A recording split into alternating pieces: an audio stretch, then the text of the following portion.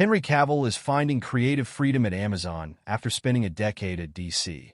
But his newfound enthusiasm could pose a serious problem. Hello viewers, welcome to Stats In. If you're just joining us, please subscribe and don't forget to turn on notifications bell for more videos. After spending a disappointing decade at Warner Brothers. As the controversial Man of Steel, it looks like Henry Cavill has finally found a solid footing with Amazon MGM. Now the streaming/motion picture studio is hoisting Cavill to the pinnacle of his career as the actor signs deal after deal in his chosen genre, highlighting just how creatively hungry he was in hindsight. However, with so many projects in the pipeline, Cavill seems to be biting off more than he can chew. With fans becoming more supportive than ever, especially after his unceremonious exile from two fan-favorite projects in the past, the British star cannot afford to take any more hits to his reputation within the industry. But at the rate he's going, the outcome seems almost inevitable. For a global fan favorite, no other actor has faced such ongoing controversy or been mired in the middle of eternal scandal as Henry Cavill. The DC actor has shown incredible promise and widespread optimism during his time as Superman and Geralt of Rivia, both representing his childhood dreams come true and an outlet for his obsession with nerd culture. However, the legacy that Henry Cavill would leave behind was not bright. Despite his attention to detail, love of characters, and constant efforts to bring them to a wider audience, Cavill failed to put up a fair fight against studio executives. In the end, neither Superman nor Geralt was strong enough to keep him at DC or Netflix. Now at Amazon, Cavill appears to be stuck in an internal battle between two of his personal favorite projects, Warhammer 40K and Voltron.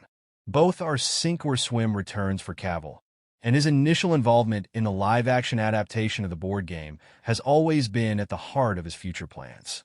However, Warhammer 40K taking center stage also leaves the fate of the live-action Voltron movie hanging in the balance. In October 2024, The Hollywood Reporter published exclusive details about Henry Cavill's new live-action adaptation of Henry Cavill's animated Mecha Voltron, which is set to be directed by Ross and Marshall Thurber. The film will be shot in Australia in the fall while the cast waits for the call to action. However, given Henry Cavill's busy schedule, Voltron may end up waiting in the queue behind four other projects currently in the pipeline. After teaming up with Guy Ritchie in the Ministry of Ungentlemanly Warfare, the actor and director teamed up again to film the action thriller In the Grey alongside Jake Gyllenhaal and Isa Gonzalez. Furthermore, Cavill is also set to star in director Chad Stahelski's long-awaited Highlander reboot of John Wick. Amazon is also working with Cavill, lead star and executive producer, on the Warhammer 40K series, which the actor intends to expand into the Warhammer cinematic universe. Given the flurry of projects, Voltron now faces an uncertain future with a delayed release schedule, at best. Henry Cavill was offended by this request from the producers of The Count of Monte Cristo. Henry Cavill is often rightly considered the epitome of the male form, one of the most visually appealing actors in the industry. Cavill has also proven that he's actually more than just a pretty face. However, somewhat surprisingly, the British actor's rise to fame was not without its challenges. Early in his career, Cavill had a frustrating incident during the production of The Count of Monte Cristo, 2002, a $75 million adaptation of Alexander Dumas's classic novel. Not only did the film's producers demand that he lose weight for the role, but they chose an unconventional and perhaps inappropriate way to convey it.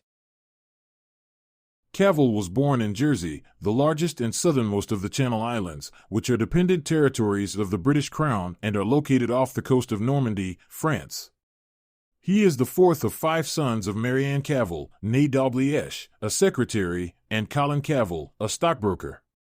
The family lived in St. Helier, where Henry Cavill grew up playing computer games with his brothers. At age 13, he left Jersey to attend the Stowe School, a boarding school in Buckinghamshire, England.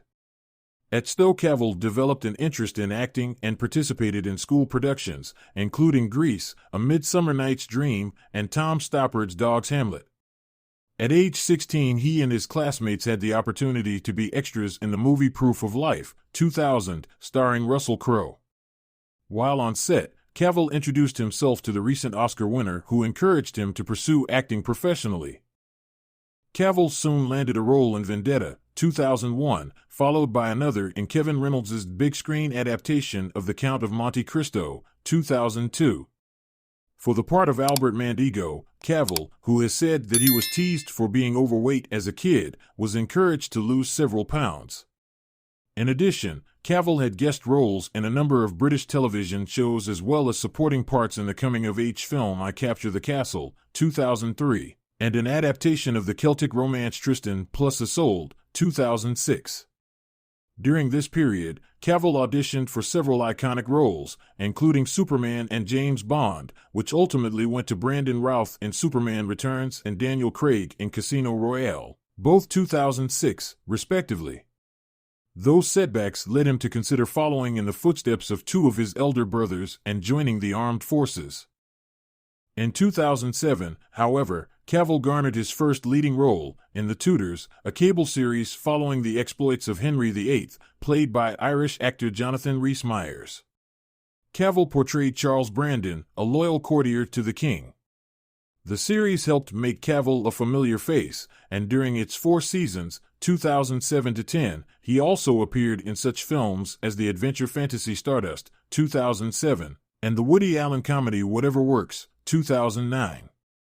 After The Tudors, Cavill proved his skill as an action star, playing Greek hero Theseus in Immortals, 2011, and the son of a CIA agent, played by Bruce Willis, in The Cold Light of Day, 2012. In 2011, Cavill announced that he had been cast as Clark Kent/Superman in Man of Steel, 2013. He later admitted that he had missed the call from director Zack Snyder offering him the job because he had been playing the online game World of Warcraft. To portray the Man of Steel, Cavill transformed his body, adding so much muscle that he sometimes split the seams of his Superman costume.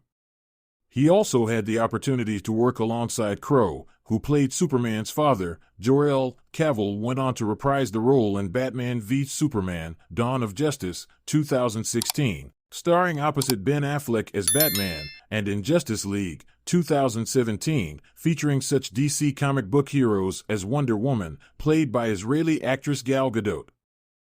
In between Superman films, Cavill starred in director Guy Ritchie's big-screen adaptation of The Man from UNCLE, 2015, playing a CIA agent who teams up with a KGB agent, played by Armie Hammer, and in Sand Castle, 2017, portraying a Special Forces captain on a 2003 tour of Iraq.